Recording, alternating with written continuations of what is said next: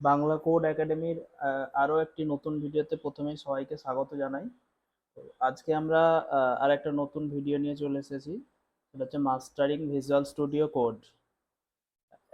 একজন ভালো প্রোগ্রামার বা একজন ভালো ডেভেলপার হতে গেলে আমাদের যেমন গিটহাব শেখাটা অত্যন্ত জরুরি, গিট ইউজ কিভাবে করব সেটা যেমন শেখা জরুরি, তো তার সাথে সাথে একটা কোড এডিটরে জানাটাও খুব জরুরি। কোড এডিটর নইলে আমরা কোড করব কিভাবে, তো কোড এডিটরটা কিভাবে ইউজ করতে হয়, কি কি ফিচার্স রয়েছে, তো সেটাও জানা খুব জরুরি।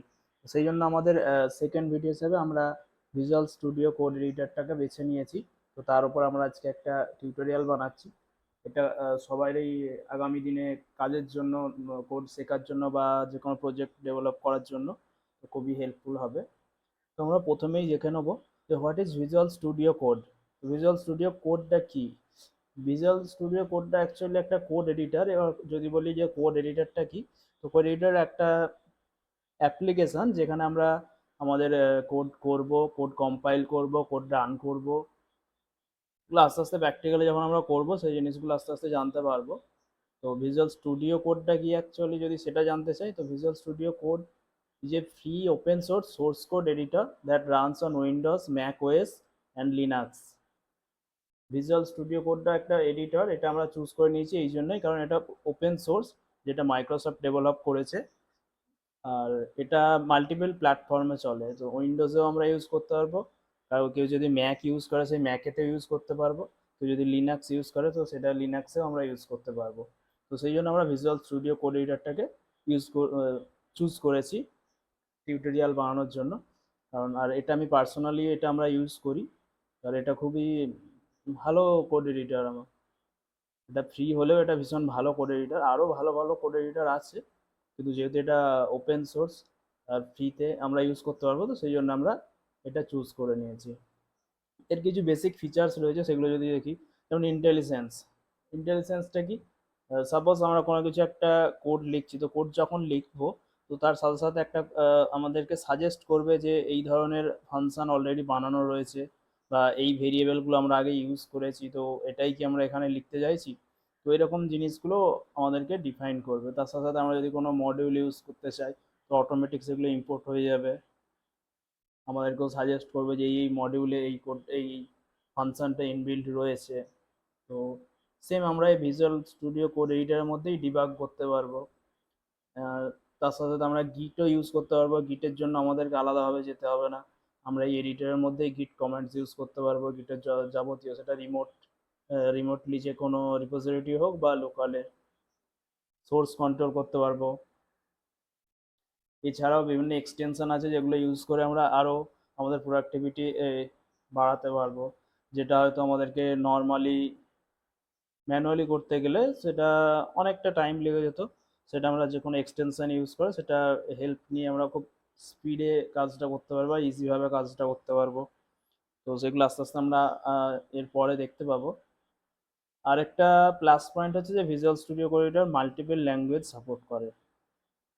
আমরা এতে পাইথন থেকে জাভা থেকে সি, সি প্লাস প্লাস, কি পিএইচপি, ডট নেট, ডিজাঙ্গো, যে কোনো ধরনের প্রোগ্রামিং ল্যাঙ্গুয়েজ বা যে কোনো প্ল্যাটফর্মের কোড এখানে করতে পারবো। এরপর আমরা যদি দেখি যে ভিজুয়াল স্টুডিও কোড কেন ইউজ করব, তো সেইখানে মানে আরও অন্য কোড এডিটরও রয়েছে, তো সেই জায়গায় আমরা ভিজুয়াল স্টুডিও কোড এডিটর কেন ইউজ করব।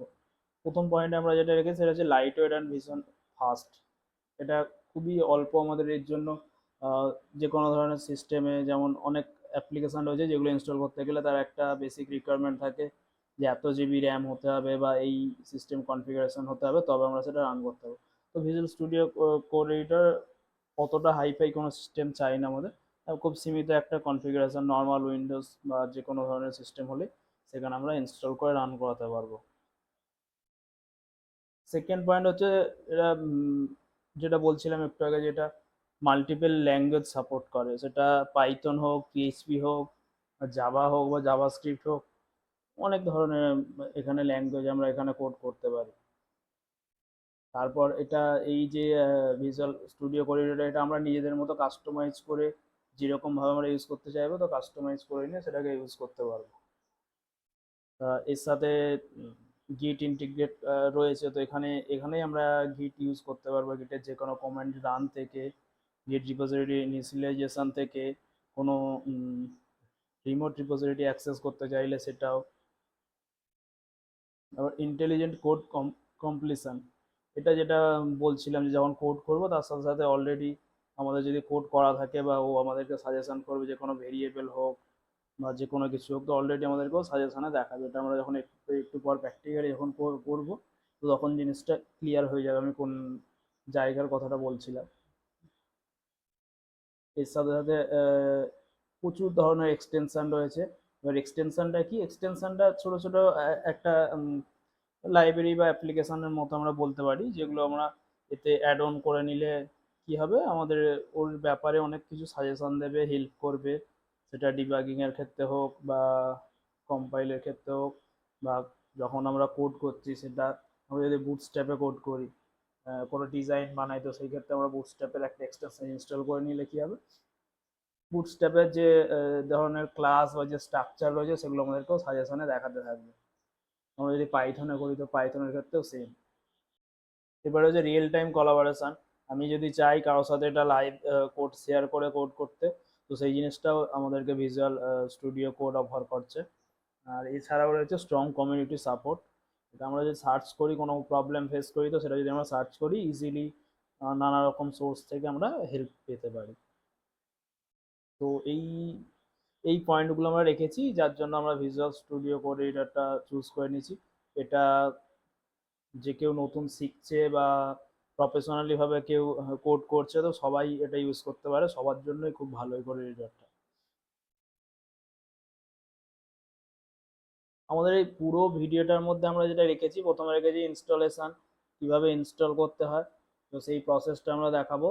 কিভাবে সেট আপ করতে হয় এই ভিজুয়াল স্টুডিও কোড আমাদের যে কোনো সিস্টেমে কীভাবে সেট আপ করতে হয় বা ইনস্টল করতে হয়, তারপর কীভাবে কাজ করতে হবে, কোথায় কি ফিচার্স রয়েছে, সেই ফিচার্সগুলো পুরো করিডরে কোন জায়গা থেকে কি অ্যাক্সেস করা যাবে বা কোন জায়গাতে কি রয়েছে, সেই জিনিসগুলো আমরা দেখাবো। এরপর যে আমাদের প্রোগ্রামিং বা যে কোনো কোডিং করতে গেলে যে এসেনশিয়াল বা পপুলার যে কিছু এক্সটেনশন রয়েছে, সেই এক্সটেনশনগুলো আমরা এখানে বলে দেবো। তার সাথে আমরা কিছু একটা স্যাম্পল প্রজেক্ট বানাবো, বানিয়ে সেখানে কোড করে দেখবো যে কীভাবে ভিজুয়াল স্টুডিও কোড আমাদেরকে হেল্প করছে। আরও কিছু বেসিক টপিক রয়েছে শেষের দিকে, সেগুলো আমরা ডিটেলসে এখনই বলছি না, তো আস্তে আস্তে এই জিনিসগুলো আমরা দেখতে থাকবো।